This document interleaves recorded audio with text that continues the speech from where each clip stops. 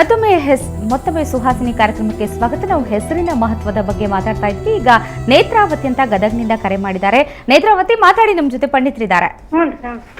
ಹೇಳಿ ನೇತ್ರಾವತಿ ಅವರೇ, ಏನ್ ನಿಮ್ ಪ್ರಶ್ನೆ? ಏನಂದ್ರೆ ಡೇಟ್ ಆಫ್ ಬರ್ತ್ ರೀ 1/5/1977 ರೀ. ಮನಿಯೊಳಗ ಬಾಳ ಕಿರಿಕಿರಿ ಸಮಸ್ಯೆ, ಒಂದರಿಂದ ಒಂದು ಹುಡ್ಕೊಳಕತ್ತವ್ರಿ. ಹಾ ಸರಿ, ಅದ್ರ ಸಂಬಂಧ ರೀ. ಸಮಯ ಎಷ್ಟೊತ್ತಿಗೆ ಹುಟ್ಟದ್ದು? ಸಮಯ ಗೊತ್ತಿಲ್ಲ ಸರ್.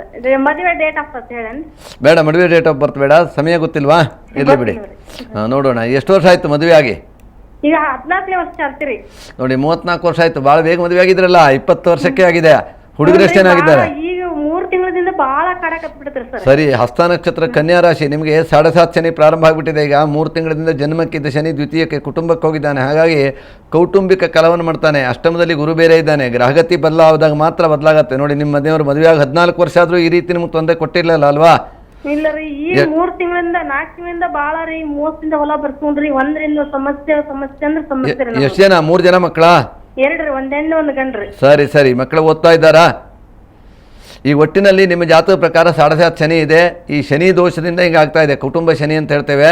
ಈಗ ಶನಿ ಇದೆ, ಮತ್ತು ಗುರುನ ಪ್ರತಿಕೂಲ ಇದೆ. ಗಂಡ ಹೆಂಡತಿ ಯಾವಾಗಲೂ ತೊಂದರೆಗಳಾದಾಗ ಅದಕ್ಕೆ ಗಂಡು ಹೆಣ್ಣು ದೇವರ ಹತ್ರಲ್ಲೇ ಹೋಗಬೇಕು. ಲಕ್ಷ್ಮೀನಾರಾಯಣರು, ಪಾರ್ವತಿ ಪರಮೇಶ್ವರರು, ಹಾಗೆ ಸೀತಾ ರಾಮಚಂದ್ರ, ರುಕ್ಮಿಣಿ ಇತ್ಯಾದಿ ಕೃಷ್ಣ ಅವರನ್ನು ಪೂಜೆ ಮಾಡಬೇಕು. ಸಾಮಾನ್ಯವಾಗಿ ರುಕ್ಮಿಣಿ ಕೃಷ್ಣರ ಆರಾಧನೆ ಮಾಡಿ ಅಥವಾ ಸೀತಾ ರಾಮಚಂದ್ರ ಆರಾಧನೆ ಮಾಡಿದ್ರೆ ದಾಂಪತ್ಯ ವಿರಸಗಳು ದೂರ ಆಗುತ್ತೆ. ಅಥವಾ ಲಕ್ಷ್ಮೀನಾರಾಯಣರ ವಿಶೇಷವಾಗಿ ಪೂಜೆ ಮಾಡಿ.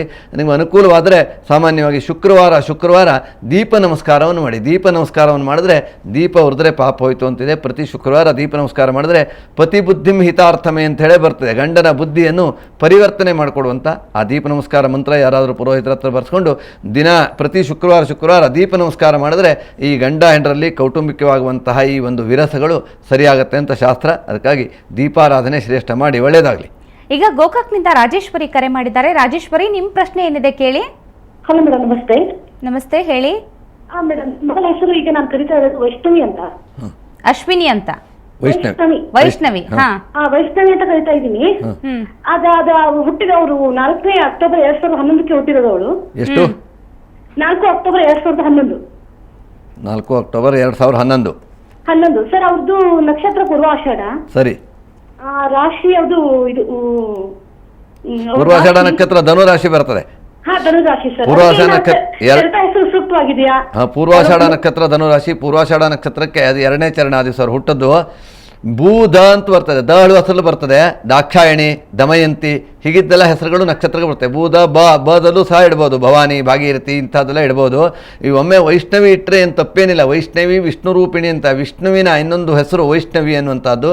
ಹಾಗಾಗಿ ವೈಷ್ಣವಿ ವಿಷ್ಣುವಿನ ಹೆಸರು. ಹೆಣ್ಣು ಮಕ್ಕಳಿಗೆ ಸಾಮಾನ್ಯವಾಗಿ 3 ಅಕ್ಷರದ ಹೆಸರು, 4 ಅಕ್ಷರದ ಹೆಸರು, 2 ಅಕ್ಷರ. ಲಕ್ಷ್ಮಿ, ಆಮೇಲೆ ಪಾರ್ವತಿ ಎನ್ನುವುದು 4 ಅಕ್ಷರ, ಲಕ್ಷ್ಮಿ 2 ಅಕ್ಷರ, ಆಮೇಲೆ ಸಾವಿತ್ರಿ ಇತ್ಯಾದಿ 3 ಅಕ್ಷರ.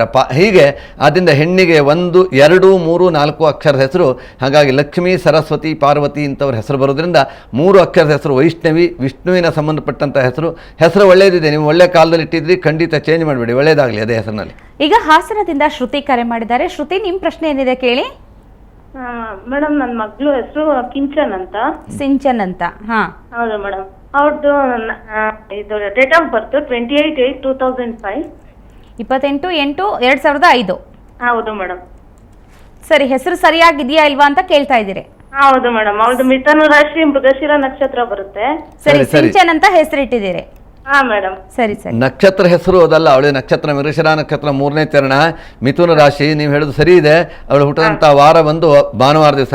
ಆ ಮೃಗಶಿರ ನಕ್ಷತ್ರ 3ನೇ ಚರಣಕ್ಕೆ ಕಾ ಅನ್ನೋ ಅಕ್ಷರ ಬರ್ತದೆ. ವೇವೋ ಕಾಕಿ ಮೃಗಶಿರ ನಕ್ಷತ್ರ ಅಂತ. ಕಾಮಾಕ್ಷಿ, ಕಾತ್ಯಾಯನಿ ಹೀಗಿದ್ದೆಲ್ಲ ಹೆಸರು ನಕ್ಷತ್ರಕ್ಕೆ ಬರುತ್ತೆ. ನೀವೀಗ ಇಟ್ಟಂಥ ಹೆಸರು ಸಿಂಚನ ಅಂತ ಇಟ್ಟಿದ್ರಿ ಅಲ್ವಾ?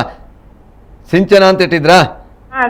ಖಂಡಿತ. ನೋಡಿ, ನಕ್ಷತ್ರದಲ್ಲಿ ಹೆಸರದಲ್ಲ, ಆದರೂ ವ್ಯಾವಹಾರಿಕ ನಾಮ ಅಂತ 4ನೇ ಒಂದು ಹೆಸರು ಇಡ್ಲಿಕ್ಕೆ ಬರ್ತದೆ. 3ನೇ ಹೆಸರು ನಕ್ಷತ್ರನಾಮ ಹೆಸರಿನಲ್ಲಿ ನೀವು ಕಾತ್ಯಾಯನಿ ಅಥವಾ ಕಾಮಾಕ್ಷಿ ಇತ್ಯಾದಿ ಇಟ್ಕೊಳ್ಬೋದು ನಕ್ಷತ್ರ ಹೆಸರು. ಆಮೇಲೆ ವ್ಯಾವಹಾರಿಕ ನಾಮ ಅಂದರೆ 4ನೇ ಹೆಸರು ಕರೆಯುವ ಹೆಸರು, ಅದು ಸಿಂಚನ ಅಂತಿದೆ. ಒಳ್ಳೆಯ ಹೆಸರು. ಇಂದಿನ ಕಾಲದಲ್ಲಿ ಆದಷ್ಟು ಹೆಸರು ಸಹ ಸ್ವಲ್ಪ ಆಕರ್ಷಣೆಯಾಗಿರಬೇಕಾಗತ್ತೆ.